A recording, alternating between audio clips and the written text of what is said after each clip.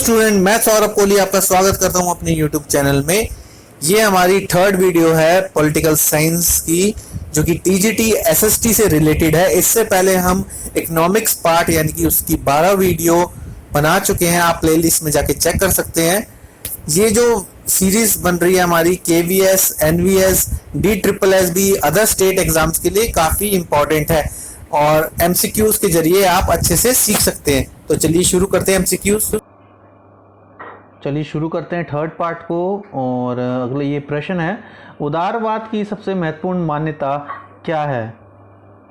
तो इसका आंसर है मनुष्य के विवेक में विश्वास। उदारवादी सिद्धांतों को एक राजनीतिक सिद्धांत के रूप में स्थापित करने का श्रेय किसे है? लॉक को। उदारवादियों की मान्यता यह है कि व्यक्ति साध्य है और राज्य साधन है। समझौता सिद्धांत के समर्थकों के अनुसार राज्य कृत्रिम व मनुष्यकृत है। उदारवादियों के अनुसार कौन सी प्रणाली उत्कृष्ट है? लोकतंत्र। उदारवादी विचारधारा के अनुसार राज्य का क्या उद्देश्य है? आंसर बी, सामान्य कल्याण की साधना करना। उदारवादी किस बात का समर्थन करते हैं? उदारवादी राष्ट्रीय स्वतंत्रता का समर्थन करते हैं। समाजवाद का उदय किसके विरुद्ध प्रतिक्रिया स्वरूप हुआ? व्यक्तिवाद, पूंजीवाद और साम्राज्यवाद। विकासवादी समाजवाद के विकास का प्रतिपादन किसने किया? बर्नस्टीन ने। विकासशील समाजवाद की धारणा क्या है? शांतिपूर्ण, वैध एवं लोकतांत्रिक तरीके से क्रमशः तरीकों से सामाजिक परिवर्तन की धारणा। Answer C. फेबियनवाद का उद्देश्य क्या है? आंसर सी, लोकतांत्रिक साधनों द्वारा समाजवादी व्यवस्था की स्थापना। फेबियनवाद संशोधनवादी या विकासवादी समाजवाद की प्रक्रिया को अपनाता है। पावर एंड सोसाइटी किसकी कृति है? लासवेल। राज्य कानून का शिशु और जनक दोनों से ही, यह कथन है किसका है? राज्य कानून का शिशु और जनक दोनों से ही नाता होता है, यह कथन किसका है? मैकाइवर। लोकतांत्रिक समाजवादी व्यवस्था में राज्य का क्या स्वरूप होगा? लोक कल्याणकारी स्वरूप। मार्क्सवाद क्या है? मार्क्सवाद आंसर बी, कार्ल मार्क्स के सामाजिक, आर्थिक एवं राजनीतिक विचारों का संकलन। कार्ल मार्क्स का जन्म कहाँ हुआ था? कार्ल मार्क्स का जो जन्म हुआ था वो आया answer B, Germany. Karl Marx को आदर्शवाद का जनक कहा जाता है। मार्क्स के अनुसार विश्व की समस्त प्रतिक्रियाओं का एकमात्र कारण भौतिक होता है। मार्क्सवाद के अनुसार संसार के विकास का उद्देश्य क्या है? भौतिक सुख एवं भौतिक शांति। मार्क्स के अनुसार सामाजिक परिवर्तन क्या है? मार्क्स के अनुसार सामाजिक परिवर्तन क्या है? निश्चित द्वंद्ववादी नियमों के अनुसार होते हैं। मार्क्सवाद के अनुसार पूंजीवादी अर्थव्यवस्था में पूंजीपति श्रमिकों को उसके श्रम से कम मजदूरी देता है। मार्क्सवाद के अनुसार अतिरिक्त मूल्य क्या है? अतिरिक्त मूल्य श्रमिक के वास्तविक मूल्य तथा श्रमिकों को दिए गए वेतन के बीच के अंतर।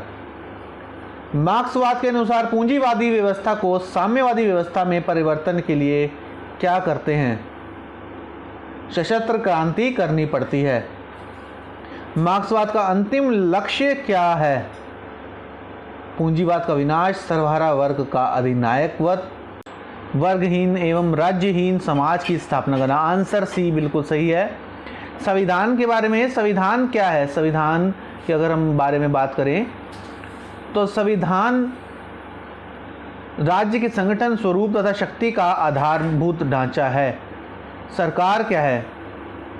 अगर सरकार की हम बात करें, सरकार राज्य की प्रभुसत्ता का क्रियात्मक स्वरूप एवं उसका आवश्यक तत्व है। संसदात्मक शासन व्यवस्था में क्या होता है? कार्यपालिका व्यवस्थिका के प्रति उत्तरदायी होती है। संसदात्मक शासन प्रणाली वह शासन प्रणाली है जिसमें कार्यपालिका पर व्यवस्थापिका का नियंत्रण होता है। संसदात्मक शासन प्रणाली में प्रधानमंत्री राजनीतिक मेहराब की आधारशिला है। संसदात्मक शासन में वास्तविक कार्यपालिका मंत्री परिषद की होती है। संसदात्मक शासन प्रणाली में प्रधानमंत्री का प्रमुख स्थान होता है। Answer B. अगला प्रश्न, किस देश में संसदात्मक शासन प्रणाली प्रचलित है? उत्तर है इसका आंसर बी, इंग्लैंड। किस देश में संसदात्मक प्रणाली नहीं है? आंसर है इसका सी, अमेरिका। राष्ट्रपति शासन प्रणाली में कार्यपालिका विधानमंडल के समकक्ष होती है। Answer C. जॉर्ज सोरेल किस विचारधारा के प्रमुख प्रवक्ता थे? श्रमिक संघवाद। धार्मिक स्वतंत्रता के अधिकार के अंतर्गत किस अधिकार की व्यवस्था नहीं है? सशस्त्र धार्मिक संगठनों के गठन की। आर्थिक सुरक्षा निर्देशक तत्वों के अंतर्गत किस तत्व का समावेश नहीं है? निजी स्वामित्व को पूर्णतः समाप्त कर राष्ट्रीयकरण की नीति को कार्यान्वित करना। संघीय शासन की कौन सी विशेषता नहीं है? इकहरी नागरिकता की आवश्यक व्यवस्था। निम्नलिखित में से किस देश में द्विदलीय शासन प्रणाली पर शासन संचालन आधारित है? अमेरिका में। अधिनायक तंत्र वह शासन प्रणाली है जो सब विरोधी दलों को समाप्त कर देती है। भारतीय संविधान द्वारा अवशिष्ट शक्तियां संघ को प्रदान की गईं। संघीय शासन द्वारा राज्य सरकारों के प्रशासन पर नियंत्रण रखने का कौन सा साधन नहीं है? गवर्नर द्वारा मुख्यमंत्रियों की नियुक्ति करना तथा समय अनुसार उन्हें पदमुक्त करना। निम्नलिखित वक्तव्यों में से कौन सा वक्तव्य अधिकारों और कर्तव्यों के पारस्परिक संबंधों की सही स्थिति प्रस्तुत करता है? अधिकारों का अस्तित्व केवल कर्तव्यों के संसार में संभव है। लोकतंत्र के विधानमंडल में विरोधी दल सैद्धांतिक मतभेदों की अभिव्यक्ति का एक माध्यम माना जाता है। किस व्यवस्था को सबसे पहले इंग्लैंड ने अपनाया और वहीं से अन्य देशों ने इसे ग्रहण किया? प्रजातंत्रात्मक व्यवस्था। जन शिकायतों के निवारण हेतु सबसे अधिक प्रभावी तंत्र है सेंट्रल विजिलेंस कमीशन। सामान्य विधि क्या है? सामान्य विधि न्यायालय द्वारा स्वीकृत रीति रिवाजों एवं परंपराएं। निम्नलिखित में से कौन एक पंचशील सिद्धांतों में से नहीं है? पारस्परिक लाभ। ब्रिटिश शासन का वास्तविक प्रधान कौन है? प्रधानमंत्री तथा कैबिनेट।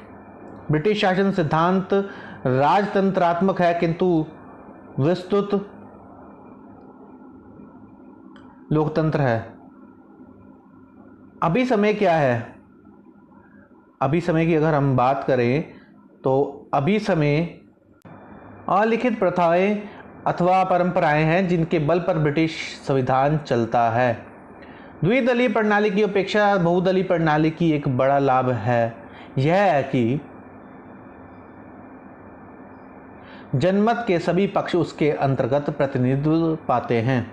विधि का शासन क्या है? विधि का शासन की अगर हम बात करें तो विधि का शासन किन्हीं विशेष व्यक्ति की इच्छा से नहीं वरन विधि के द्वारा शासन संचालित होता है। राजनीतिक संप्रभुता का सार किस में निहित है? राजनीतिक संप्रभुता का सार किस में निहित है?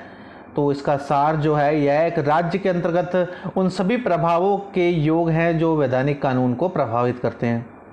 तो इस तरह हमारे जो प्रश्न होते हैं वो ख़त्म होते हैं। आप इस चैनल के साथ जुड़े रहिए, इसे लाइक शेयर एंड सब्सक्राइब करना बिल्कुल ना भूलें। अपने फ्रेंड्स के साथ इसे शेयर करें। टीजीटी एसएसटी की पूरी सीरीज़ चल रही है, आगे मैं पीजीटी हिस्ट्री की सीरीज़ और अन्य सीरीज़ भी बनाने वाला हूँ। तो इस चैनल के साथ जुड़े रहिए। धन्यवाद।